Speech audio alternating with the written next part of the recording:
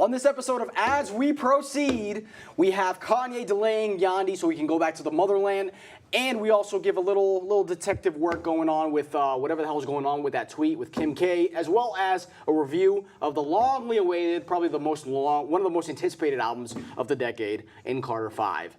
This is As We Proceed, and I am Feliciano Segundo. Over there is... I'm Chris Maitland, and this is the official podcast of chain restaurant killing and divorce killing millennials. Of course it is. That's what we're here to do. We're here fuck to kill, you, Applebee's. Man. Fuck you, Hooters, and fuck you, divorce. Man, we're back on this one. Yes. All right, ladies and gentlemen. Wow, do we have a show for you? We do, and we're gonna have before we get into the the meat and potatoes of this episode. We got I have to do what I usually do and just aimlessly talk for a couple minutes before we get into the segments. Go ahead, man. Because there's something I need to put on it because I have a microphone. You know, there's at least 30 to 40 people will hear this. So I need to throw this out in the ether because I haven't discussed this with anyone. So Travis Scott was on Saturday Night Live the other night, and I feel compelled to talk about his performance because SNL performances are usually people aren't usually giving it their all. It's kind of just like, hey, my girl Lana Del Rey had her career like completely fucked up for a little bit after her SNL performance because it was like her first like public performance, and she was very nervous and it showed in her vocals and whatnot. A lot of people will just some people will lip sync, like Taylor Swift lip syncs and shit like that. Ashley Simpson obviously had the notorious incident. So yeah, occasionally somebody will deliver, but Travis Scott had one of the most astonishingly good SNL performances I've ever seen. I was just blown the fuck away by his performance. What did he play? Astro Thunder and Sicko Mode? No, right? he did a medley of Skeletons and Astro Thunder, which shocked me. He had Kevin Parker, who produced the song, who produced Skeletons, and then from Tame Impala, then John Mayer on guitar and keyboards. John Mayer had a role in co-producing Astro Thunder, which surprised the hell out of me. I did not expect that as a choice. That's bold as hell. I expected him to do like Stargazer or something that was more like upbeat, if you will, because Skeletons and Astro Thunder 2 were like the trippier, like less commercial songs of the album. So I was very surprised. Also very surprised that he got Kevin Parker and John Mayer to show up there to do just backup role. Mike Dean also on the keyboards, which is cool. Second week in a row, Mike Dean's been on SNL. But that was cool. Astro Thunder was one of my favorite songs on that album, so I was really, really surprised to hear that. And Travis did a fucking great job with that. They sounded like really, really like atmospheric and shit. And Sicko Mode was cool because he did it with no auto-tune. Okay. No, which is really cool because I think. Did it sound good? Oh, it sounded great. Oh. And obviously, he let the Drake parts ride, so he kind of just sat there. But that's forgivable. Yeah. But he sounded excellent. Okay. That's the thing, because I think that with rap in particular, with guys like with trap rappers, like the people who pretty much deal with autotune exclusively, so people view it as like a crutch, like, oh, you can't rap. Like I don't think it's like singing. I think it's just like a vocal effect. It's not like you can't. And you can tell like if someone's like flowing over, it just has a vocal effect. Oh, you sure can. Wait till you get to that album review. And Travis Scott, I think, did an excellent fucking job, and I think he really showed himself off as a performer and rapper. I mean, he's just an excellent fucking artist, and he impressed. Fuck you, man. This is love. You have the rodeo album right behind you. I do. Well, yes, because I wanted to celebrate his artistry. Okay. And hell of a SNL performance, Travis. So you don't look too surprised. I gotta be honest with you. You look very sluggish, like you're just done with this. No, I'm not done with it. You've heard way too many Travis Scott tracks. That's the way. I really don't like him at all. The look on your face looks. I don't like him at all. I definitely don't think he keeps getting better as an artist, and he's one of the best rappers in the game right now, or anything like that. Oh, okay. No. Nice. Well, you should think that because I think he is getting better with every album, personally. Yeah. Astroworld's fucking phenomenal. Yeah. All right. Anyways, so now back to the Rental Who's Kevin program. Okay. Yes. I had to get that out there. I hadn't talked to anybody about it. I wanted to give him credit because it's very rare that I come away from an SNL performance feeling very, very impressed. You didn't like when Kanye did New Slaves back in 2013? No, that was a time. No, that was incredible. Mm-hmm. No, that literally made me a Kanye West fan. That night I was very indifferent on Kanye West, and then that performance got me to listen to Yeezus, and then it eventually got me into Kanye West. We're gonna forget about. There's some pretty good. Kanye's had some pretty. There's been some good ones. Yeah, not. But anyway, not Travis Scott. All right, cool. Moving on, Kanye West, man. We thought Yandhi was gonna drop on the 29th of September, and lo and behold, Kanye, what does he do? He delays it. Who would have thunk it? Well, me. But I was 3.5 months off because I pegged Ye. I was like, no way it's gonna hit the release date that it did. But Kanye delivered, thankfully, with a delay. Thankfully, his erratic behavior caught up with him, and he didn't put a fucking album out. You know what they say about the Lord, on a scheduled date. The Lord is always on time. He's never late. He's never early. So Yeezus himself. Is that what they say about the Lord? They say the Lord comes at the right time. And really? Lo and behold, Something So along apparently those lines. 26 years not in the right time. The right time has not been in 26 years. So Kanye decided there's a video he put. Well, he went to TMZ and he did? Yeah, he went Really? to TMZ and he explained why Yandi was delayed. So let's go ahead and take a look You right mean here. to tell me that Kanye West called Harvey Levin? No, they Instead of sat the down interview? with him. Oh, he did? Yeah, He set up an interview with Harvey Levin? Yeah, Wow. he did. Yeah, Wow. we actually have an interview. I don't even know whatever you want to call it, but the reason why the album was You could delayed. call it an interview. TMZ got the scoop, if you will. Yep. So Boy, does Kanye love take a TMZ. look. What does Kanye have to say about why Yandi was delayed? And I'm sure it's something. I'm sure it's incredibly something- eloquent yes, and well worded and rational. And rational. So let's Coherent. hear. What does Kanye have to say? So you said the album was coming out on Saturday. It didn't come out. What happened?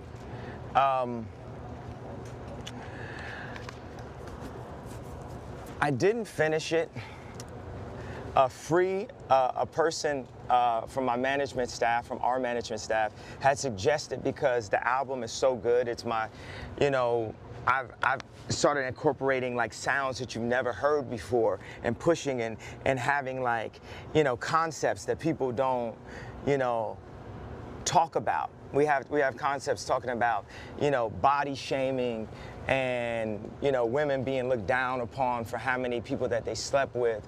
And, it's just a full Ye album, and those 5 albums that I dropped earlier were like superhero rehabilitation, and now the alien Ye is like fully back in mode, off of medication, working out, breathing as much fresh air as possible, thinking, doing, being himself, and when I say being myself, that doesn't mean I'm being Donald Trump. It means I'm being me, and I'm punk. And I can wear whatever I want because I'm a god. And there's nothing that I could wear this t-shirt, this don't make me. This is the way I look at this time on this planet. Other times, maybe had a robe on. Next time, maybe it's like a full electrical suit and we just have just our chakras here and everything else is mechanical. So we're like running at like 1,000, miles per whatever that is. So this is the type of energy that we're putting into the album. So we're going to Africa in 2 weeks to record so that I can get, I felt this energy when I was in Chicago. I felt the roots, but we have to go to what is known as Africa. I just need to go and even find out what it's really called and just grab the soil and cook food, 5 meals a day so the metabolism stays up, and have my kids in the studio and have the mic in the open so you can hear, nature while we're recording. And so we're gonna bring out the album on what is known as Black Friday, and which is November 23rd. And I'm so happy about what's happening. Just to give the people the full Ye, because a lot of people say there hasn't been albums as good as Watch the Throne and Dark Fantasy and 808 since that time. Remember, all right. remember the last episode when I said Kanye hasn't done anything good this year? Yeah. That just changed with that shit. Oh. My God. What the fuck? Oh God. Okay. All right. So how do we break this one down? Okay. I had an entire take on him delaying the album and how glad I was that the album is delayed just because I'm sick of him. Yeah. Okay. Just because I'm sick of him talking. Yeah. I'm still happy the album got delayed, but if there's one silver lining, it's that fucking meltdown that he just had. What the fuck did he just say? I don't think it was a meltdown. No, I see that as more of an awakening, if you ask me. It wasn't right. a breakdown. It was a breakthrough. Don't you forget it. No, you're right. No, that wasn't a meltdown. That was just some of the most beautiful, incoherent, one of the most beautiful, incoherent streams of consciousness, if you could call it that. I think I've ever heard my entire life. That was an H.G. Wells novel in an interview. I feel like complete science fiction. just I freaking feel grabbing like- all these different words and just throwing them in a I feel jumbled like- blender Yeah, and spilling it into this mental smoothie, if you will.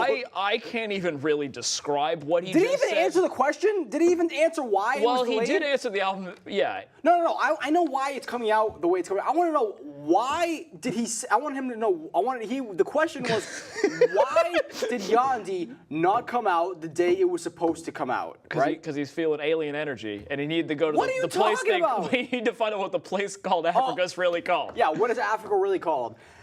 Boy, I don't you know. know, as somebody who's been a Kanye fan for years and years and has had to defend him when he does some of the weirdest crap. I had to defend him when he did the Taylor Swift thing. I had to defend him when he told Beck he shouldn't have won Album of the Year. He should have given his word to Beyonce. I had to defend him when he put out that ridiculous album known as Yeezus. Somehow I had to justify all of that. But it's getting harder every year, man. It's getting harder and harder. That MAGA hat, it might as well be a freaking made out of tinfoil. I haven't really defended Kanye, but I've kind of chalked up his erratic behavior as like a publicity stunt. Because usually he would ratchet it up when around the time he had an album. No, I think the guy has I think he needs help. I think he is completely off his fucking rocker. Well, he said he's off his meds, right? Yeah. Get back on him. Well, please. yeah, Kanye, please take the meds again. Well. You know what? Give us like one more interview like that before you get back on the meds. That's not okay. That's not fair. No, Come because on. that interview. Okay, now the first TMZ interview was the first like the slavery wasn't real one was just fucked up and just insane. That was like what the fuck we just witnessed because I had not seen that before right now, and that's why good lord if our mics were up during that. Holy shit. Was gonna fell out of his fucking chair. Yeah, I was honestly weeping. My head was underneath I the was table. weeping because no. I don't, before we continue this any further, can we describe what kind of sounds you've never heard before? I'm going to record a zebra. I don't know. I'm going to put a mic in a zebra's mouth and just listen to it chew and put it on the topics I'm going to make an album about botany. I mean, I love plants. Well, he said body shaming. I know he did. No. I'm just talking about topics you never said. Okay. No, body shaming is a topic that people have absolutely talked about before. Kanye has Yeah, like, what are you talking Body shaming about? is a very prominent issue. I guess In the culture right now, Kanye. So apparently, up in alien land where he lives, and up in the galaxy, up in the stars. Yeah. Now, apparently, Kanye's going to touch the soil. He's going to become inspired, and he's going to have his kids run. Good Lord, there is so much to dissect, like line by line. Now, I'm more fascinated by the sounds people have never heard before. Yeah, I don't know. Topics So people what have never exactly covered. do you think? Because when I think of sounds no one's ever heard before, I'm thinking of like something that like you have to have an impeccable like eardrums to be able to pick up. No, I think. So is that what he's gonna do? Is it just gonna be like layers on layers and layers of beats that like you need to like play them backwards and then also chop them up and separate them in Audacity so that you can really pick up on what he's saying? Because I don't think that means anything in reality, but I think Kanye, like, if you I'm wanted saying to from his hear, perspective, what does he think that sounds that no one's ever heard before means? probably Pierre Bourne's drums, like he used on Ye. Like, guys, you've never heard me use this specific snare. Yeah. Okay. All right. Yeah. I don't know. Well, like, what is he gonna go on a safari and just like record sounds of the animals? Oh my goodness, that'd be amazing. Well, also, what country in Africa? Africa's a continent, not a country. That's what I'm going to saying. Africa. Is he gonna be like Migos, who when they recorded a song in Nigeria, Narcos off Culture 2, and like that's why we said straight out the jungle because we were recording in Nigeria. Yeah. Is it gonna be That's something probably like what that? it's gonna be. Yeah. No, he's gonna be like Steve Irwin. He's gonna record something for National He's gonna get killed by a stingray? Yeah. Okay. No, the stingray's gonna be the sound that no one's ever heard before. Getting impaled by a stingray. Yes. Kanye's- Oh my goodness. We just cracked the code. We cracked the code. See, hip hop sleuths, man. Yeah, there we go. Kanye is going to. That was a Detective great high five. Yeah. Well, you gotta work on your high five stuff, man. Well, now more paranoid. My mic's gonna go flying across the room. Even though it's close to my chest. Speaking of decoding stuff. No, now, all right. No, sorry. We need to spend another couple minutes on this because I I am so fascinated by the sounds. Everything really needs to be said. He said everything that needs to be said. I want to move on to something that I think is a lot more easier. A lot more easier. Well put. To decipher. Well put. And that is. I would describe this as a lot more easier too because it doesn't make any fucking sense. I don't think it. Okay, all right, listen, here's the thing. So Kanye gives his reason for why Yanni was late. His wife, on the other hand, decided to go on Twitter and give us this immaculate tweet. It says, November 23rd, Black Friday. Yandi, trust me, it is worth the wait. All right. Now, before we go to the sleuthing angle, I need to put this out there. Do you think, because Kanye doesn't seem like he knows like the definition of "Make America Great Again"? I think Kanye just like thinks it's a cool phrase. I don't think he understands like what's associated with it. Does Kanye think that Black Friday is like a day we celebrate black people? I think it's probably what He's probably like, yeah, man, Malcolm X. I think that's what it is. Neil I think- deGrasse Tyson. Yeah, I don't know. But anyways. I think it's I don't think he realizes it's a day where people like go to Walmart and buy a flat screen. I don't know. I, Well, like he's out of sweet, touch with the culture. I got a great sale on the Blu-ray of Blockers for $5. Exactly. This is tremendous. Exactly. I don't think he realizes that that's the day that people go and pick up late registration for $2.99. Or maybe in Alien Land where Kanye resides. Right. Maybe it means something else. I mean, maybe Black Friday is like their 4th of July. I have no idea. Yeah, maybe it's just a World Peace Day. Well, It's Peace and Love Day. Because Kanye, because okay. the thing is, we don't know about love. That's the thing is, Kanye's just trying to spread love, and he thinks if Donald Trump and Colin Kaepernick met, they would just spread a message of love. I guess so. So I mean, maybe Black Friday is National Love Day, and I would say Alien Ye is explaining to us. Maybe the key to this is all hidden in the emojis. Now you see here, right. I actually did some digging and I came up with a myriad of clues that I think are leading this trail as to what the game plan is for Yandhi. Now if you take a look here, the first emoji is a face expressing a surprised emotion, Yes. followed by the kissy face. I think what that's supposed to mean, and correct me if I'm wrong, but those are supposed to be the reactions to the Yandhi album once it's put out. So people are going to be highly surprised by those sounds that no one's ever heard before. They're also going to love it so much that they're going to have to kiss each other to express Yep. their emotions for how much it is. It's going to be a big splash in the water because he's Or surprised you're out of going to be nowhere. so aroused by the album that you're just going to be dripping. I don't know. It could be. But I'm going along the lines of it's going to be a big splash in the water. You know, it's going to be Yep. this huge ripple effect, and that's why you have the raindrops. And then you also have the money bag and the crown. Now, usually when somebody measures the metrics of how successful an album is, they measure it by how much it's sold and critical acclaim. By the finances. Now, yeah, by finances and also by critical acclaim. So I'm thinking what he's thinking is the album's going to make a bunch of money, right? You also have the fire emoji and the crown, which means it's going to be prestigious and also flames. He's going to be back on the throne. Right, he's going to be back on the throne. He's going to put him back on the throne where he was with Jay-Z. Yep. Now, this is where it got tough because I had to really buckle down. I spent a lot of time that I should have been asleep working on this.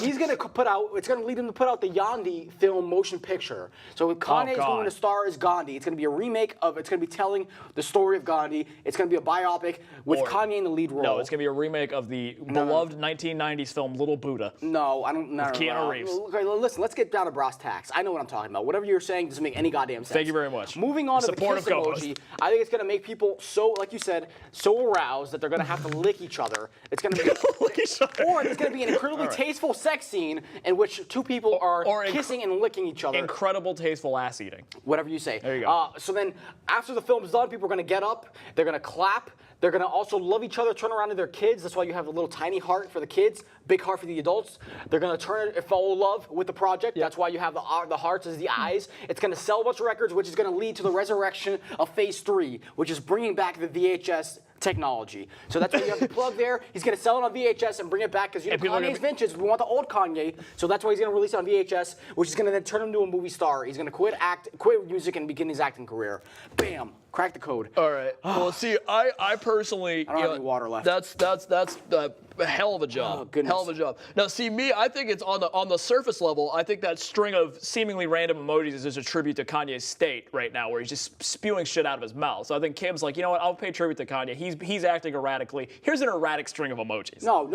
Listen. I didn't do all this hard work for nothing. All right, so you know what it's I'll like to go be a on- hip hop sleuth. You should respect me. No, exactly. And I'll take you through how I feel. You did your detective work. I did mine. Okay. All right. So there's the so basically the first two you got the and the kissy face. Yeah. That's Kim declaring that she loves the Home Alone franchise. Oh, snap. There you go. Yo, I didn't even think about that's that. a separate thought. The second string is all about Kanye's album, but the first two she's like, I love the Home Alone franchise. She just wanted people to know that. You know, and she's Macaulay going to Culkin. buy it on Black Friday. Exactly. Along with Kanye's album. including Home Alone 3, because Kim's a completist. Dude. Even though it wasn't very well What year liked. did Home Alone come out? 1990, right? Home Alone came out in 1990, yes. So this is going to be the 18th anniversary, right? 18th, yes. I mean, 28th. Sorry. Jesus Christ, Sorry, like, 28th you- come anniversary. on. Goodness, it's that charter school education coming Exactly, back. it's back. 20th anniversary. It hasn't shown up in a while, but here it is. Well, actually, it showed up earlier when you just fucked up all the words leading up to this.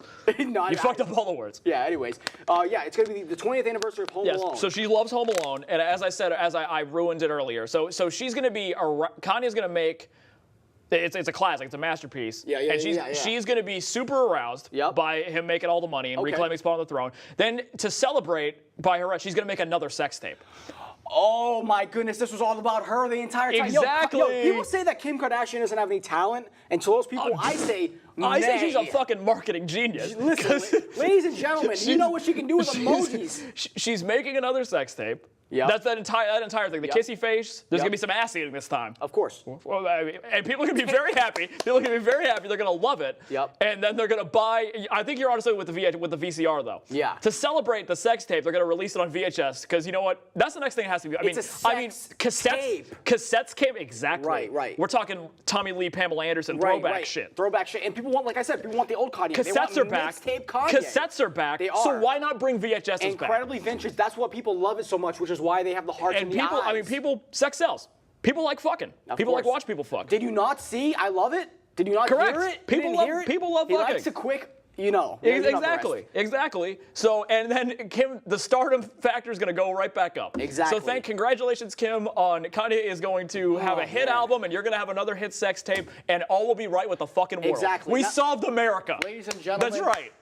We'll bring our award. We'll get around to award season. November 23rd. You remember, you heard it here first. Yeah, When all exactly. this shit fucking happens, you'll be like, those fucking As We Proceed boys are the best fucking detectives on There the you fucking go, planet. motherfuckers. Sherlock Move fucking aside. Holmes and Watson, fuck you. Yeah, John Us. C. Reilly and Will Segundo Ferrell, and they need to Maitland. move over, baby. We need to get our fucking detective licenses. Exactly. Now, we haven't necessarily cracked the code as to why Yandi, trust me, is in all caps. So make sure you tune into the next episode because our further developments will be in And there. it is worth the wait. Will also be. Well, we'll see. That's gonna be that's subjective. And that's gonna be on a case by case basis. Finally. What else do we really need to say? I don't know if we have anything else really we need to add on this. I don't know. It'll be curious to see if he hits that date. I don't really fucking care. If he Because delays it a realistically, I don't second care time- about the music at all. I want Kanye just to go away for a little bit. I think so. I think he needs I'm to take the rest good. of the I'm decade all off, set, man. personally. I think he needs to take more than that. I think he needs to get his shit straight. I think he. Solid 10-year break? Hopefully, yeah. Well, ideally, ideally, it'd be great if Trump doesn't win a second term. What will he do? I don't know. Kanye's probably running for president. He'll have too much Well, he time says he'll on run his hands. 2024 because he loves his buddy Trump. Okay. All right. So he's going to give his good. I don't know. Well, his buddies- he's meeting with Trump and Kushner today. I saw it this morning. tonight? I don't know if today, but he is meeting He's with going to them. probably play What part of the about what? album. They're going to listen to it. Yeah, exactly. He's gonna give him a. My he's taking goodness. Trump to Africa. No. He's taking Trump to Africa. They're gonna kill Melania in Africa. Yes. Yes. Fuck. We got it. We did got it again. Ladies and God, gentlemen. we are smart. Oh, okay. All right. Yo, so moving on to our album. No, review. well, no. Who's gonna get? No, they're gonna hire. They're gonna hire Jennifer Lawrence from Red Sparrow to commit the Russians. They're gonna commit the murder. Sure, whatever you say. Jennifer Lawrence is actually a real Russian spy. Something that doesn't take that much time to break down, and that's this album. Carter 5 and Lil Wayne. Well, I know. Feliciano was very disappointed that we didn't review the highly anticipated Gunna Little Baby collab, Drip Harder. I mean, he advocated for it so hard. Oh, yeah, I mean, look I at how really- devastated he is. Yeah, I really pushed. Look it, at that guys. face. Sorry, Boy. Yeah, I really wanted. But I that. shut him down Yeah. as the person who is not a on fan now, of really? Like- Gunna and Little Baby. Come on, I don't even think that album's going to be talked about 2 months from now. People are I going to don't forget know. about it. We'll see. To be determined. Come on. You're I'm a a hater. hip- You're a what- hater. Well, a couple months ago you were trying to say no one cared about the Suicide Boys, and now you're trying to say that no one's going to talk about this album. Who knows? Who's been talking about the Suicide Boys? Who? People. Yeah, what people? Name 3 people that you know that have been listening to people. Suicide Boys. Ladies and gentlemen, the long-awaited Carter 5 Chris Maitland. that was supposed to come out back in, when was this album supposed to come out? 2013? 2012. 2012, it was announced. And there's that awful album cover right there. My goodness. Well, that's a beautiful family portrait of Dwayne Carter No. and his mother. No. I don't know his mother's name. Sorry. They look like they were taken by surprise by that photo. Like Maybe they not were. They look like they were not ready. So why would you make that your album cover? Because he loves his mom. Oh, we don't have time for that. We got to move Well, on. we have no time. We He loves don't. his mom. Do we have any backstory on this? I don't You have should any. know. If you're listening to this episode, you should know what the backstory I mean, is the by now. album If not, go is look it up. basically. It all boils down to that this album was held hostage for a while by Young Money Records. It's Lil been- Wayne got it back a little while ago. You know the story by He now. released it. I mean, his birthday is September 27th. I only know this because it's my mom's birthday Right. too. As a matter of fact, we actually have a clip of the announcement. If we want to go ahead and cut to that right there. Message to the world, to my fans, all my supporters. I heard there was a misunderstanding about the release date of the C5. I heard y'all got a little mixed up and y'all thought it was being released like last week or something. Well, I would like for you to know that since y'all stuck with me and hung in there anyway for like the past 4 or 5 years through all this, y'all got me feeling like Tiger Woods with this comeback anyway. But on my birthday, I actually have something special. I will be releasing the Carter 5 on my birthday. Again, on my birthday, I actually have something special for y'all. I will be releasing the Carter 5 on my birthday. If you don't know what my birthday is, Wikipedia does. Wiki me this. But like I said, I mean y'all hung in there with me for the past 30 million years anyway. Hold on, come on, man. Yeah. Y'all hung in there with me. So I can't do nothing but thank y'all with all the love and all the passion. It's been a long time coming. Yeah, I mean, well, he's a liar because the album came out December 28th. Came out the day after his birthday. So, God damn it, Dwayne. He couldn't even. He had to wait an extra day. People have waited 6 fucking years for this. It's not his fault. Albums come out on Friday. Yeah, exactly. So I mean, unless you're Young Thug and you put out On the Run on a Sunday. Yeah, exactly. Which I mean, didn't he put out? He said Young Thug. He said he was gonna put out a Barter 7 or whatever. Probably. He said he tweeted after the Carter 5 came out. He's like, Barter 7 coming soon. It probably is. Come on. Now see, Young Thug delivers. Yeah, exactly. He could take a lesson from Kanye. Man, let's just cut to the chase here. So this long list of songs, this record, spans all different genres of Lil Wayne. I mean, we go from like 2000 and early 2000s Lil Wayne to mid 2010s Lil Wayne to now. Yeah, you get some songs that sound like they were from that were tossed away from the Carter 3. You get some songs that sound like they were recorded 6 years ago because they probably were. They definitely were. There's a certain song that I'm not convinced. I'm convinced was not recorded before 2001. After 2001, I don't know if it's a song. You might know what I'm talking about. Come on, let's get into it. So okay. Before we actually get into, what song do you think I'm talking about? Could it possibly be Start This Shit Off Right? Yes, which I'm convinced was recorded immediately after Ja Rule's Living It Up. There is a 0%, and Ashanti was still in the studio. Oh my god, dude! It sounds like her ghost was in this, like the ghost of her career was in the studio. I know it was.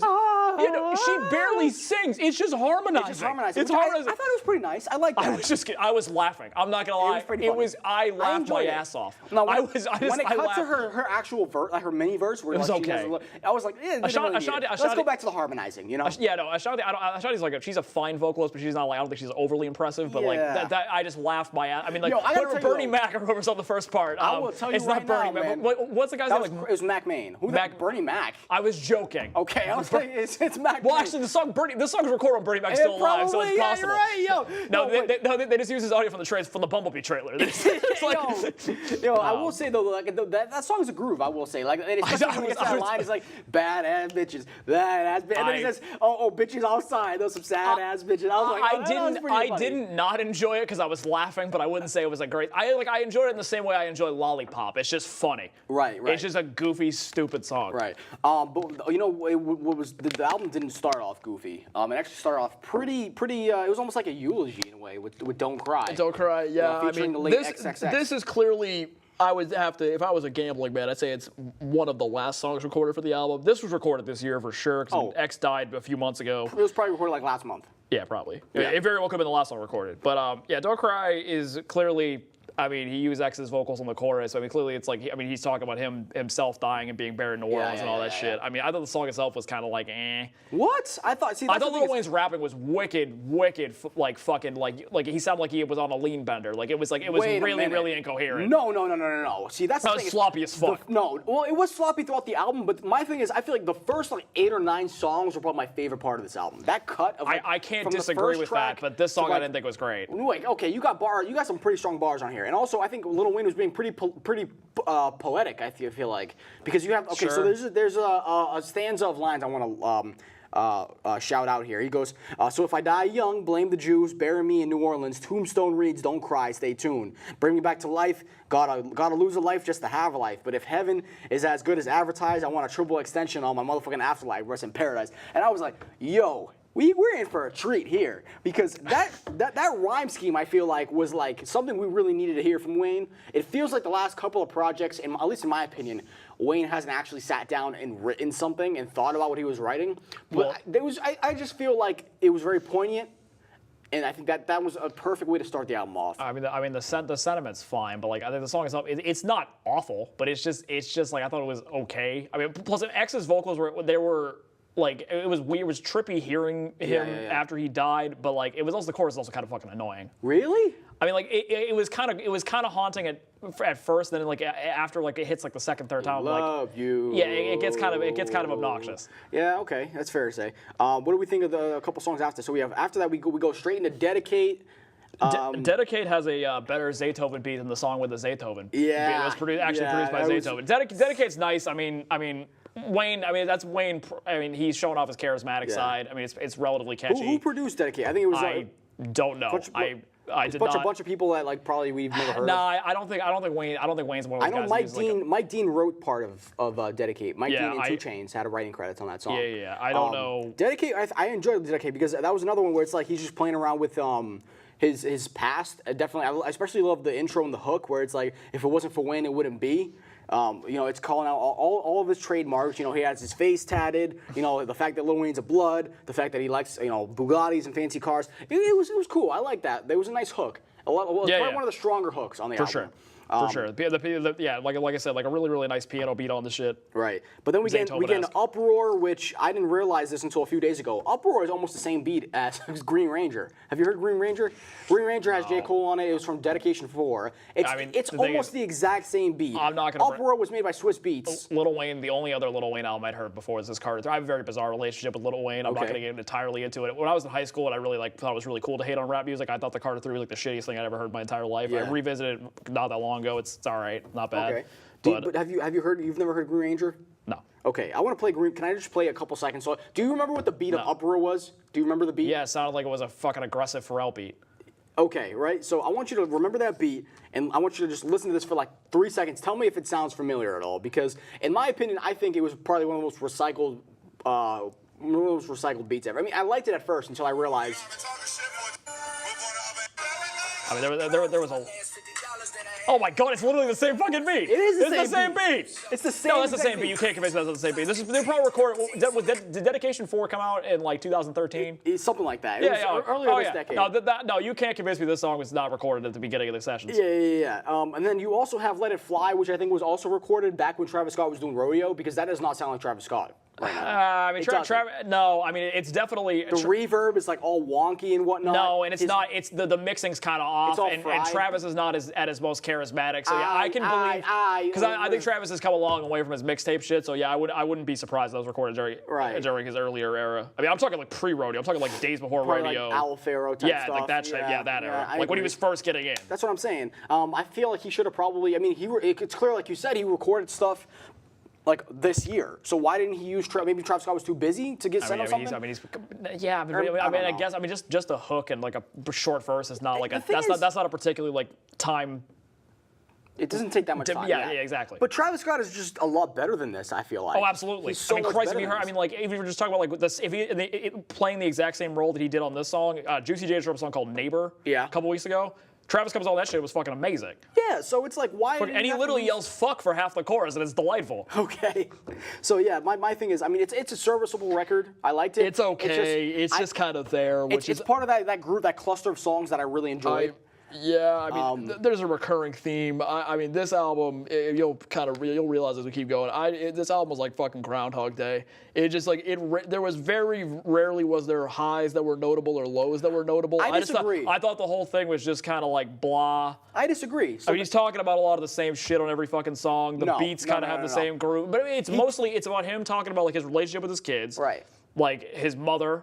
His mom, his failed relationships that he fucked up himself. But the thing is, he hasn't talked about. There's a lot of stuff on here that he's never addressed in songs. And it's a lot darker than Lil Wayne usually is. Even like the more upbeat songs, most of them have kind of like a dark aura to them, just in terms of the way like the somber, like the sobriety he raps with. Mm-hmm. Like it's very uncharacteristic for him. Like Wayne, I mean, I like that. I know that I'm not gonna pretend he's never like delved into serious territory before, but like he's mostly like there's like a quirky tone to a lot of the songs. Right, a lot more goofier. Correct. stuff that he brings on his features, I think. Exactly, A lot or more. even fucking Carter 3. I mean, for Carter 3, he had a fucking song where Bobby Valentino made police siren sounds, for fuck's sake, as the chorus. Yeah. So, for me personally, I think I enjoyed that sober end of Wayne because it actually felt as if like he was putting words together that made sense and also painting pictures on a lot of these records. Dark Side of the Moon is like, for instance, like you have this like intergalactic like hymn almost. Alien Ye's romance story. Exactly. Well, we know Wayne isn't a human being. I mean, No. if you're familiar recall with the him. album title, yes. So he says like the end of the world is coming soon. I miss it. The sky is falling. I'm falling for her quicker. We hide amongst the clouds. We pardon the enigma high above the ground, and I'm under her charisma. Her sound is surround when I'm in her solar system. I'm like, way to make sex sound like this most like out of this world Majestic. thing. There you go. Yeah, It's intergalactic. that was pretty neat. I feel like Wayne would not be able to do that on drugs. That song kind of caught me off guard because I didn't see that one coming for a couple of reasons. A, because it's more of a like I'd say it's probably of the like love songs on the album. It's definitely the most thoughtful. Yeah. For sure. And Nicki Minaj does a great job on the vocals. Right. I was again very because I think because Nicki's singing is kind of all over the place. Right. But I think when she really, really gets into it, she's actually an excellent singer. That's what I'm saying. Well, you have to give credit. Oh my goodness. You have to give credit. Excuse me, to the whoever mastered it, right? Elmer Fudd has just joined. You have to give credit to whoever mastered it because they definitely. Obviously, Yeah. that's not her real singing voice. Yeah, I mean, obviously But there is some studio magic, but it still sounds really fucking good. They have a really nice. They have good chemistry on that record. They do. I mean, I think they've always had good chemistry. Obviously, Not on every song. Not on every song. No, you're right. No, you're right. Rich Sex is one of the worst goddamn High songs I've heard this school, year. like, come on, man. So they definitely. Bedrock, that was a delight. Yeah. So let's not really give him too much credit. All right. So you want to get to the so coming up next on the track list is the song that had Twitter buzzing. Yeah, which I mean, this. Shocking. Let me tell you, I was very surprised when that shit was trending. Really? Oh boy. You didn't like that? You didn't like that record? No, it's fine. I understand. Like you got the little Wayne and Kendrick trading off bars. No, I think the song's going pretty well until the end. The end was like the last minute and 15 seconds where Kendrick Lamar breaks out the grandma voice, which I don't care what is coming out of his mouth. He could be writing the strongest, most poignant bars of his life. That fucking delivery drove me up a goddamn wall. It was so weird. And it's like it goes back to what we were saying earlier. It's like these features were recorded years ago because Kendrick does not sound like this right now. He doesn't. But he dabbles with this shit. I mean. Like this? Not quite. No. This is the most annoying he's ever been. This is like not even To Pimp a Butterfly. This is like before Good Kid, Mad City. Kendrick Lamar. Like during those sessions. Well, I mean, remember this album Mad allegedly was started recording in 2012. So Good Kid came out at the end of 2012. So maybe I think it was recorded after that. Well, yeah, but Good Kid was But I mean, recorded this before might have been recorded around the same time as Nostalgia. There's no way. Nostalgia was so fucking. This Kendrick voice was this tops recorded Nostalgia. Nostalgia is obviously a song that I've bitched about to no end on this podcast. This tops it. This is the most annoying Kendrick Lamar's ever been. Yeah, it was pretty annoying. I would say that. And the rest of the song's good. He literally sounds like an old woman. It's horrifying. No, it's horrifying. It's annoying as hell. I want to talk about how confusing the narrative on this song is because people really like the narrative of how so it paints this picture of Lil Wayne. He sets this guy up to be robbed by having one of his goons, who's a woman, fool him into thinking that he's into her. Yeah. But then we flip it on his head when we have Kendrick coming in, and the first half of his verse, it sounds like Kendrick is himself, right? He's playing himself. But then the second half, it's almost like he's a completely different character. Did you pick up on that at all? No, not at all. Yeah, I mean, it felt kind of disjointed. Like it felt like all of a sudden it went from a robbery situation to then they're talking about like an actual now woman. He's the victim of the crime. It's like it was a little weird to me. And then also that line at the end where it's like, since you like rappers that are killing the pussy, I'm killing myself. It was a little corny. Oh yeah, for sure. Like I was expecting. Well, there's a lot of corny I was expecting lines. the last. Yeah, but it's the last line of the song. That's weak as hell. That's the thing everyone's gonna remember. Again, the words blacked out of the words. Okay. I obviously listened to multiple times, but I got so fucking annoyed by the tone. I didn't care what he was saying. I was like, go away, Kendrick. I did like the part where he's like, give me your phone, and then he picks up. She's like, oh, let me take this call, and it's the lollipop is the ringtone. Ugh. I thought that was pretty clever. I felt like. But it's a good technical showcase that just gets dragged down by Kendrick's fucking voices. Yeah. What else do we want to say? I mean, the next couple songs is kind of I feel like what where about it me? takes a turn. The only note I have is boring ass autotune ballad. Yeah, I don't know That's all who I gotta Sosa say. Man is, but keep him away Good from lord, Wayne, that song was a fucking snooze. Yeah, That's all I man. got. Open Open Letter. Letter's obviously a song about his kids. I mean, him apologizing to his kids. Yeah, Famous was It explodes. It has a nice explosion at the end, but like it's a nice introspection. It's a nice sentiment. It's a nice sentiment. Nice yeah. sentiment. I don't think that you would like. I knew you wouldn't like Famous, right? Famous. I actually think the hook is actually like nice and like somber, but like the rest of the song, I mean, it's just like there's nothing like he doesn't bring anything like new to the table of being famous. It's like Right. oh yeah, like there's a lot of pressure, like a lot of attention. I didn't sign up for this shit. Like I just want to make the music, and oh boy, Right. it's been hard being famous. Like they're really like that topic's like really beaten to death. Like you have to like really crush that shit Well, to be I think he poignant. added another layer onto it, if you ask me, because he Yeah. has his daughter on it, and his daughter is almost, from her perspective, seeing this guy on TV and just blowing the hell up out of nowhere, and it's almost like, well, I guess he must be famous now, so now he's not my dad anymore. That's what I got from it, because Okay. she's saying like, Yeah, well, I mean- welcome to your name in lights. You know, you must be famous now. So, in other words, now you're Lil Wayne the pop star, not so much Lil Wayne my father. My father, okay. And it Yeah. actually ties up really well, because at the end you also have the mom, who, I mean, she's in and out on a lot of tracks on here. The mom is talking about how when she first heard that Lil Wayne that the mother of Lil Wayne's child, the daughter that's on the song. Yeah. The first time the mom heard that he was having a kid, she was like, oh man, I mean, he can't have a kid at this time, you know, but he has to be the best father he can be. So I thought Yeah. that tied up really well, personally. I will say that the whole thing about, you know, pop stars, you know, they what is it? I'm trying to figure out, what does he say on here? He plays around with like sparkle and like twinkle and gleam a lot on this, like those different verbs. I thought that was pretty cool. He was able to get in and out of that.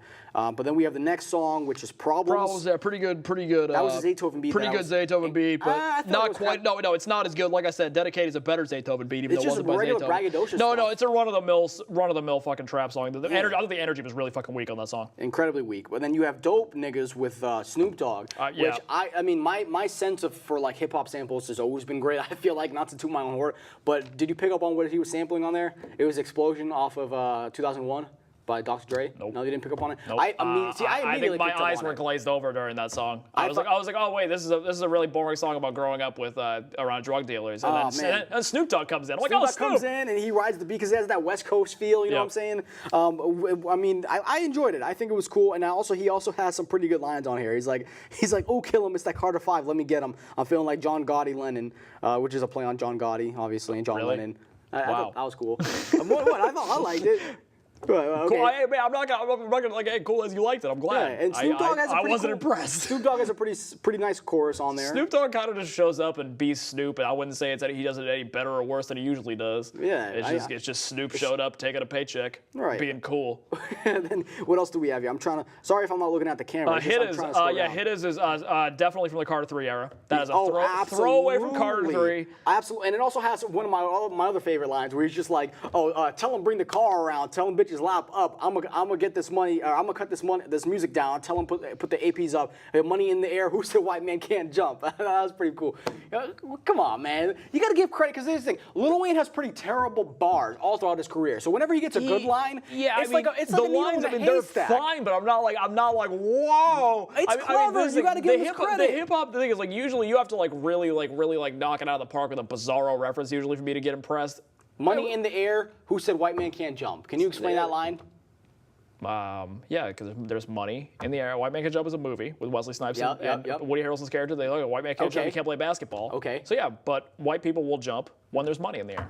No, that's not it at all. See, it went way over your head, man. Oh yeah, went away over my head. White man on the dollar bill. Dead Yep. presidents. White man. Oh, white man can't jump because they throw him in the air. Okay, Yeah, there you go. man. There There you go. Right? See, now it's a teachable moment out there. Thank You're you. learning. Thank you. That's the thing, is like Lil Wayne can write good bars. It's just a No, lot of times he can be a fine lyricist. just I'm just saying, chooses not to. I'm just saying, like, he's not like there's nothing like exemplary about it. I mean, I think it's usually, if you talk about like the serious rappers, like the lyricism that impresses me is all from like a narrative standpoint. It's not like, oh sweet, I wrote a dope pun.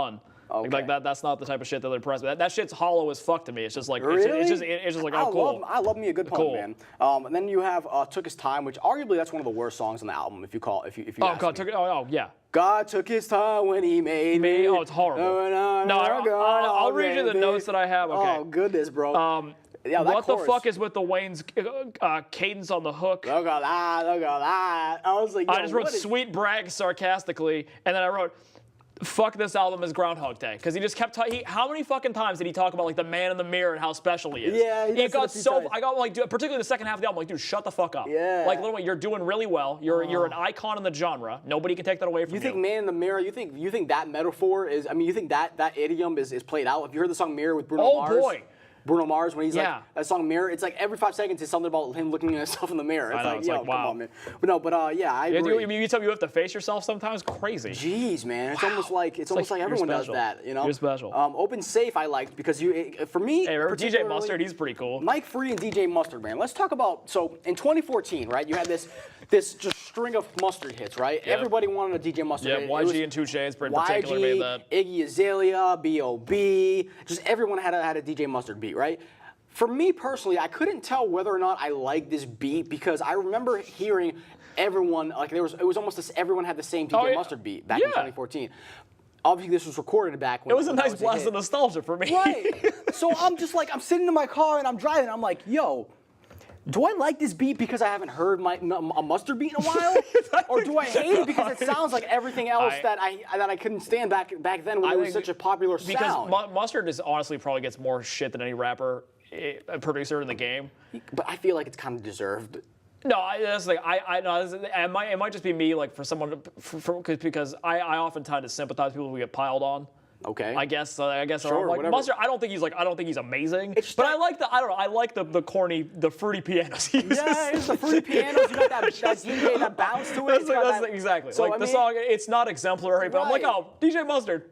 like we said, I yeah. kind of like this guy. Yeah, so it's cool. It was a nice little team up. And I don't think, has Lil Wayne been on has he had a Mustard beat before in his album? Beats me, man. Right, so I mean, maybe it's something he Fine. wanted to check off his bucket list. So he goes from, he turns the clock back 13 years on the next song to 2001. Yes, as we Like said earlier, already it's Living It Up Part 2.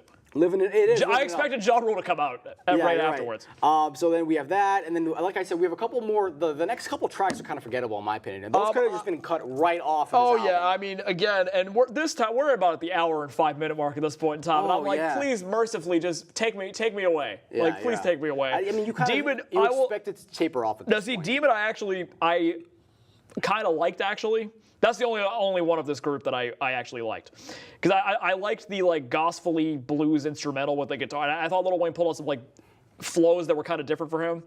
And I actually thought Can you give me an example? Because I don't remember that song at all.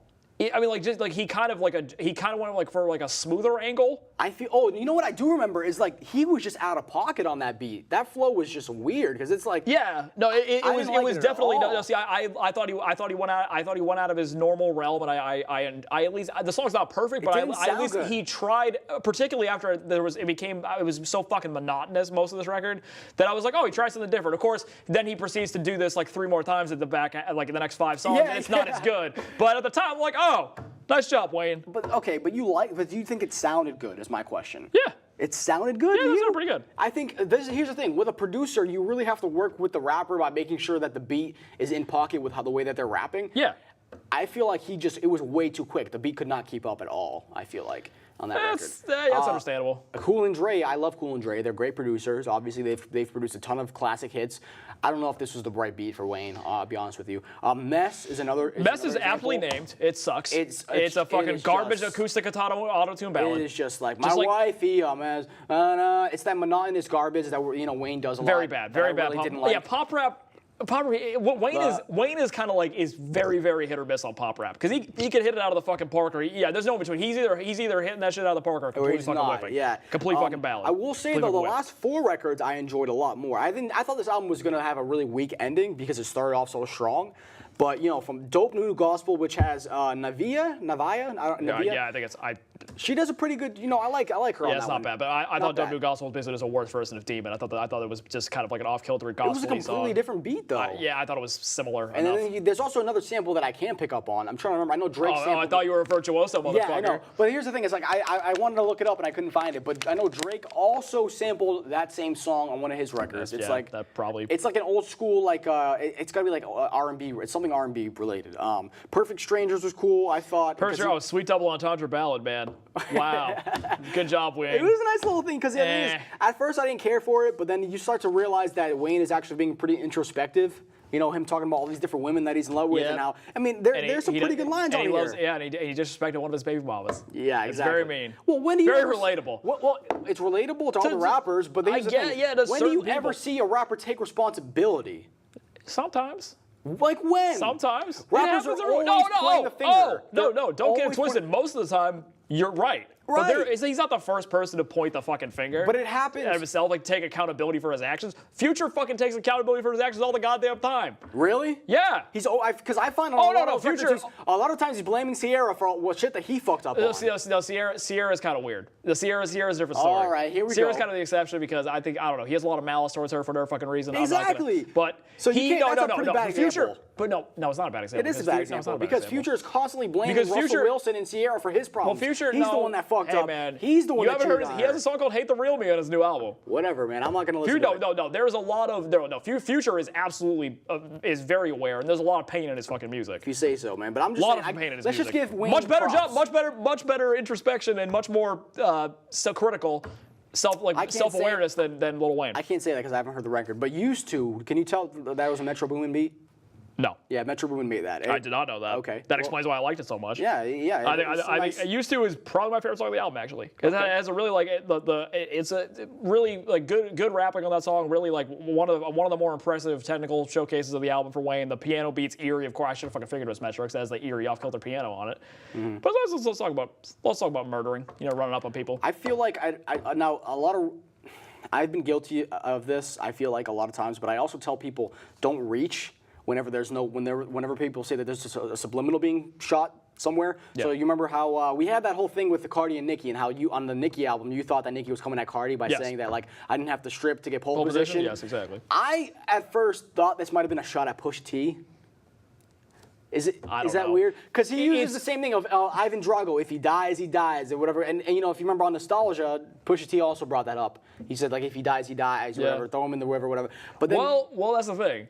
Is that well, Adonis Creed met a horrible demise at the hands of Adonis. In the boxing ring. It's not just that though. I think he also said stuff like, "Oh, I remember you. I was never into you. I tell my shooters shoot you and whoever resemble you. I never remember who ever been a friend or kin to you." So it's like, Jesus, is Wayne coming at Pusha T without really doing? I don't know. It's also hard to know because this album was recorded for such a long period of time. It's really, really hard to know. He has some good lines. He's like, bullets jumping off the ass like they shock absorbent. Rock the bells, LL. Niggas locked and loaded. Get it? LL. Oh yeah. That was pretty cool. Then what else? Oh, let it all work out with my boy Sampha. Holy shit, horrible puns. Really? Like he talks like Wonder Woman and then like fucking Transformers like Megatron or some shit. Yeah, I forgot about that. No, see, even the person who can't retain lyrics for the life of me picked up on those. I'm paraphrasing. Oh, how to swallow my pride? I bet it tastes like spearmint. Awful. It was just like a C'est La Vie song. Like, like enjoy the little things in life. Yeah. All right. So what are we gonna give this album? So wait, Sampha was on this song? Are you kidding me? Sampha was on the hook. Do you even listen to Sampha? Because I'm pretty. Yeah. Now I'm sort of my. No, Process was a good fucking album. Okay, so how do you not recognize that? I guess because I was just so fucking done with this album by the time the last song kicked in. I was like, fuck this. You're ready to clock out. I clocked out well before that. That's exactly. I clocked the fuck out. I give this album a B+. I'm gonna give it a C, man. A C? It's not like the thing is like it's not like I said earlier. Like there's not a lot of like god awful songs. There's not a lot of great songs, and the craftsmanship's there. Like Wayne's a good rapper. But like, it's just, I didn't care about any of it. I think the dark shit does not really suit. I don't think he's really well suited for it, to be honest with you. I think he's more suited for the goofball shit. I think he's much better at it. I personally feel the opposite way. I think whenever Wayne is off, whenever he's not just in the studio drinking lean and like on codeine or whatever, and he actually sits down and focuses on writing a well-crafted song, a song that has dimensions and layers, because I found that to be all over this thing. He tried. I mean, he tried. It's a valiant effort. He succeeded. It's a valiant effort. It just didn't move me. It didn't stick with me. Okay. I will not be listening to this fucking record again. I can tell you that. I'm going to take a long break. I don't know how much replay value this album has, but I will say when we had to listen to it for this podcast, I was glad with what I saw. I saw a guy who actually pulled stuff together. He tried his best to make a nice well-crafted project, and I succeed, and I salute you for that, Wayne. And I also, if this is his last album, I say cool. It's a good album to end on. I don't Personally, think it's gonna be last. I know he's pushing 40, but I doubt it's gonna be his last album. Also, I have to put a little grain of salt there. Like as I also mentioned earlier, like I'm not Lil Wayne he's not somebody I view in a particularly high regard. I respect him. I don't either. I respect That's why him. I was so surprised. No, but I respect him, but I think there's just also a case of just like too much of him. Like Oversaturation. I thought Call It Grove was pretty good. The album I did with 2 Chainz because like that's not, but he's getting half the mic time. Right. And there's certain of his features I've been like that's great. I but agree it's just too fucking much. Like I an agree. hour and 25 minutes of Wayne is too much. It's too much for me. He could have trimmed the fat a little bit. I agree. It's too much for me. But I'm gonna give it a B+. You're gonna give it a C. C. Yeah. Okay, that's pretty solid. all right. Thank you guys so much for joining us on this episode. We will be back in a few weeks for our Halloween special. Boy. And boy, do we have something good planned there. We man, got ladies surprises. and gentlemen. And general. Make sure you go ahead and like us on nonsense. Facebook, As We Proceed Podcast. We're on iTunes, SoundCloud, Instagram, YouTube. If you're watching this on YouTube, thank you so much. Watching it on Facebook View, make sure you go ahead and share it We're to coming everyone. to VHS soon. And we will talk to you next time. Thank you so much. Peace. Au revoir.